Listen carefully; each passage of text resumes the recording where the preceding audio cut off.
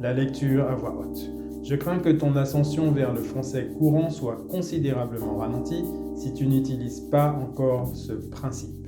Je t'ai déjà expliqué le système dans le Fluency Triangle. Aujourd'hui, je vais te montrer les secrets qui te permettront d'aller au-delà d'un simple exercice mécanique. Et notre point de départ sera la lecture d'un extrait d'un roman d'Émile Zola. C'est parti. Dans cette édition consacrée au secret de la lecture à voix haute, notre point de départ sera un extrait du roman de Émile Zola, Au bonheur des dames.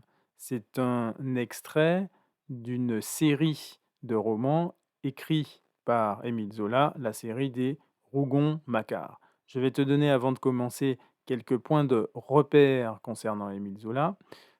Émile Zola est donc l'auteur de la série des Rougon-Macquart. On dit encore l'histoire naturelle et sociale d'une famille sous le Second Empire, qui consiste en 20 romans.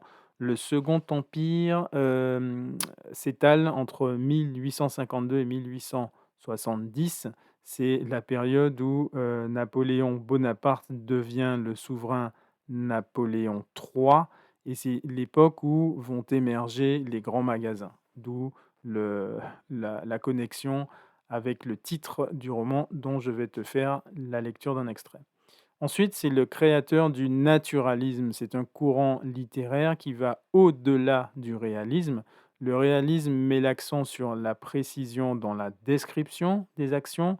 Le naturalisme va un peu plus loin parce qu'il va connecter directement les protagonistes avec le milieu dans lequel ils évoluent. C'est en particulier vrai dans un autre roman d'Émile Zola, Germinal. Et enfin, Émile Zola est très réputé, très connu pour J'accuse.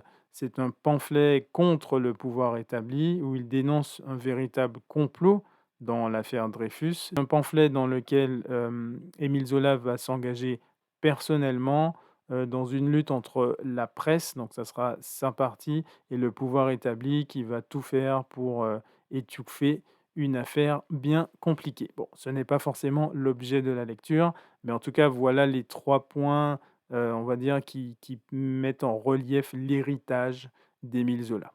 Je vais donc poursuivre avec la lecture. Je vais faire une lecture lente. Nous sommes au premier chapitre de Au bonheur des dames. Je te fais la lecture lente. Je te propose de lire avec moi. Le texte va s'afficher et on y va tout doucement. D'accord? C'est parti. On y va. Denise était venue à pied de la gare Saint-Lazare, où un train de Cherbourg l'avait débarquée avec ses 2 frères, après une nuit passée sur la dure banquette d'un wagon de 3e classe. Elle tenait par la main Pépé, et Jean la suivait, tous les 3 brisés du voyage, effarés et perdus, au milieu du vaste Paris, le nez levé sur les maisons, demandant à chaque carrefour la rue de la Michaudière, dans laquelle leur oncle Baudu demeurait. Mais, comme elle débouchait enfin sur la place Gaillon, la jeune fille s'arrêta, nette de surprise. Oh, dit-elle, regarde un peu, Jean. Et ils restèrent plantés, serrés les uns contre les autres, tout en noir, achevant les vieux vêtements du deuil de leur père.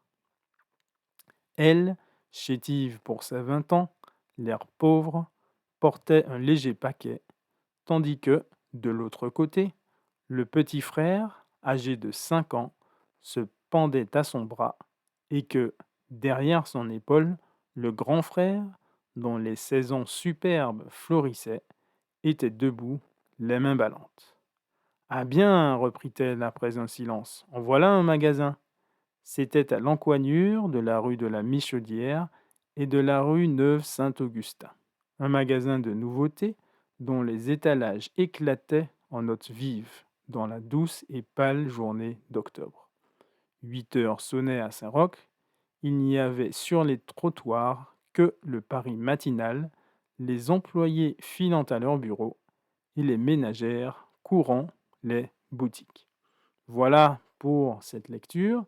Je te donne donc ce support. Tu as à la fois on va dire le support écrit et le fait que je suis en train de te lire le texte. Donc, tu as la possibilité, l'opportunité d'écouter, de t'enregistrer et de comparer. Mais au-delà, et c'est là qu'interviennent les secrets, au-delà de cette simple lecture, je vais te montrer comment exploiter la lecture. Donc, premièrement, tu as un intérêt géographique. J'ai pris le temps de me replonger spécifiquement dans la place Gaillon. Ici, c'est la place Gaillon en 2021. Tu peux le voir puisque nous sommes en plein période Covid. Ce sont des images de Google. Et donc, nous sommes ici exactement à l'intersection des rues de la Michaudière et de la rue Saint-Augustin. Ça veut dire que si jamais tu dois te déplacer un jour à Paris, si tu es en visite, tu pourras probablement refaire le même itinéraire que ces jeunes protagonistes et essayer de te replonger ou de t'imaginer le magasin. Donc déjà, c'est un intérêt, je pense, géographique intéressant pour toi si tu dois te déplacer et visiter Paris. Le deuxième, c'est le thème de la prononciation. On a ici un mot qui n'est pas très fréquent, c'est le mot encoignure. L'encoignure, c'est le coin, l'intersection. L'encoignure, d'accord? Tu auras toujours dans tes lectures un mot spécifique qui va te poser un peu plus de difficultés que les autres. Je te propose de répéter ce mot souvent. Moi, personnellement, le mot que j'ai trouvé ici, c'était encoignure. Ce n'est pas un mot que j'emploie fréquemment. C'est pour ça que j'ai mis l'accent dessus. Mais il est probable que dans ta lecture, toi, tu aies trouvé à ton niveau d'autres mots sur lesquels il faut que tu t'emploies pour avoir une prononciation qui soit améliorée. On est d'accord? Ici, moi, le mot, c'était encoignure. Encoignure. Et enfin, le troisième levier qui est intéressant, c'est tout ce qui va être grammaire et conjugaison. On a par exemple ici les accords. Quand tu fais la lecture, tu as tous les trois brisés du voyage. D'accord? Brisé, bien sûr, c'est l'adjectif qualificatif qu'on va trouver ici à sa forme plurielle. Il s'écrit ES, forme, on va dire, particulière, surtout dans cette période. Et S, on a deux garçons, une jeune femme. Brisé s'écrit ES. On dit le masculin l'emporte sur le féminin. Ici, on est avec donc la forme ES. Tous les trois brisés du voyage. Et enfin, tu as les deux participes présents, les employés filants, les ménagères courants. Ce sont aussi des formes usuelles que tu peux maîtriser et intégrer dans ton vocabulaire, dans ton expression, à partir uniquement d'une lecture.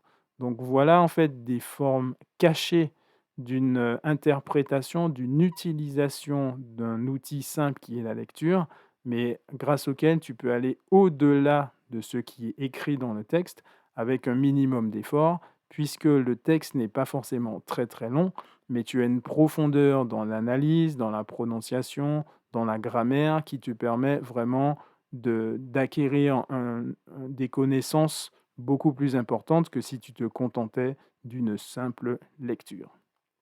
Donc, je vais te proposer maintenant le plan d'action suivant. Tout d'abord, les ressources. J'ai trouvé la formule audio plus le texte en ligne est gratuit pour toi. D'accord? Donc, tu n'as plus maintenant qu'à utiliser, localiser ces ressources, éventuellement les télécharger et tu pourras avoir non seulement le texte, mais aussi l'audio. Ce qui te permettra, phase 2, d'avoir la mise en pratique, puisque tu pourras lire, t'enregistrer et comparer avec la lecture qui est faite par une autre personne. L'intérêt aussi, c'est que c'est gratuit, donc avec vraiment un effort qui ne sera que le temps que tu vas consacrer à cet exercice. Tu peux reprendre exactement le même extrait ou tu peux choisir un extrait de ton choix ou décider d'aller dans un ordre chronologique et répéter cet exercice plusieurs fois.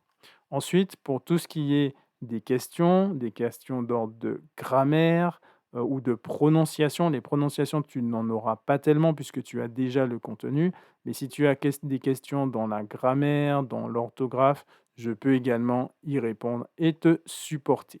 Donc voilà ce que je voulais te présenter aujourd'hui. L'important, c'est qu'il faut essayer d'aller au-delà d'une simple lecture, on va dire mécanique du texte, en mettant le maximum d'intensité et le maximum d'attention sur les paramètres annexes. Donc au-delà de la prononciation, tu as toujours un contexte, donc des aspects historiques, économiques, qui vont te permettre d'aller au-delà du simple aspect mécanique. On a vu ici la géographie. Et ensuite, tu as tout ce qui va être grammaire, conjugaison, orthographe. Et c'est à partir de là que les mots vont vraiment s'intégrer dans ta façon d'être, dans ta prononciation. Tu vas vraiment maîtriser, intégrer les mots dans ton vocabulaire et avoir ainsi un impact maximal à partir d'une simple lecture d'une minute ou deux. Voilà aujourd'hui pour les secrets de la lecture à voix haute. C'était Olivier de French You So Much, your fast lane to fluency. À très bientôt. Bye bye.